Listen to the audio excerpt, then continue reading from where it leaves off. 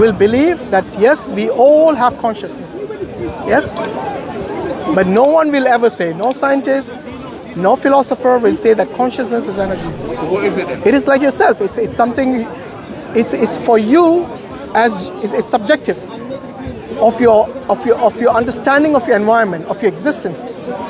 So I exist, hence I am conscious. So if you look at certain philosophers like Descartes, they have actually said this, and this is what they define as consciousness.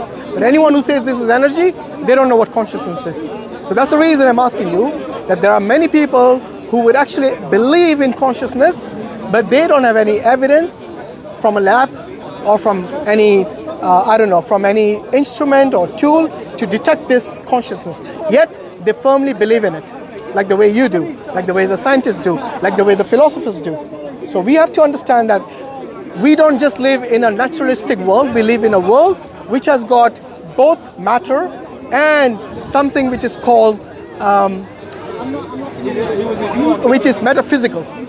Okay, so we got matter which can be seen, detected, we can know through empirical evidence that they exist. However, when it comes to asking about things which are metaphysical, this is outside the scope of science.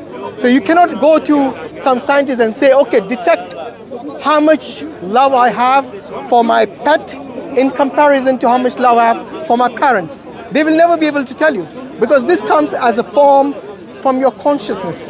It is something which you can only know.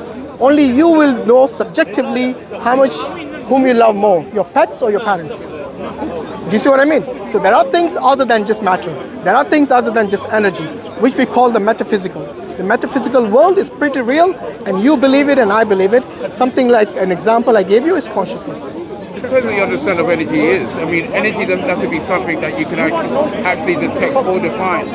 You can detect energy. No, but I don't think there's any energy. I said it can be something that you cannot necessarily detect or define. Then you don't know if it exists then. But If you cannot define it, if you cannot measure it, if you cannot detect it, then how will you know it exists even? No, but If you don't have empirical evidence for it, you can't know it exists. We know it exists from looking around. We know this is made of energy. We know this is made of energy. Yeah, we can see all that. But at the same time, Give me an example of something which you cannot detect or observe through empirical evidence. Go on.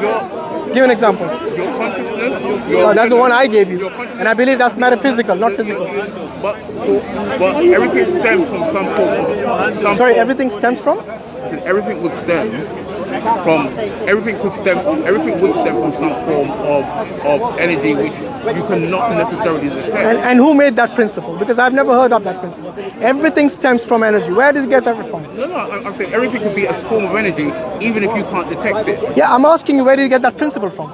Because what? Everything came from an original energy source. And what is that? So that it depends on whether you believe in science or religion. No, what do you believe in? Because you mentioned this, I want to know what do you believe in. We'll continue this. Okay. No problem.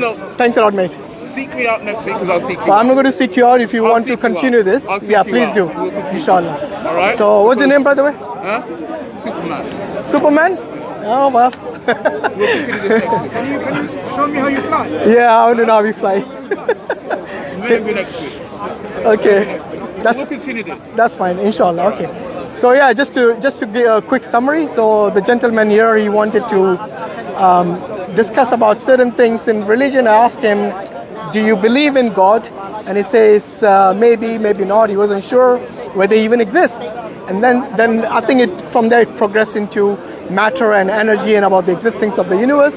So alhamdulillah, this is something that we have to understand, that not everyone is going to believe what you just claim. You need to substantiate what you claim. So you cannot just say energy always existed and then assume that we will all believe it.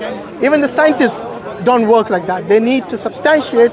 They need to go through certain peer groups to find out whether this theory that you believe in can be falsified or is it true. Yes, it's a scientific approach as well to look at things objectively and to look at it. But if you are going to then depend on a tool like science to understand things of the metaphysical world, then it is something which is beyond the scope of science. It is like the example of someone using a metal detector to find plastic. So it's a wrong tool for finding something which is metaphysical, and that is science. And this is where I think we have to understand from both perspectives that we have to understand the limitations of science, and we also have to understand the strength of science. Because science does tell us how things work. It does tell, but it will never be able to tell you things like the origin of the universe. Won't be able to tell you origin of many things like the first cell and so on. Yes, they can speculate and assume things, but cannot tell you for certain how things originate. Jazakallah khairan. Assalamu alaikum wa rahmatullahi wa barakatuh.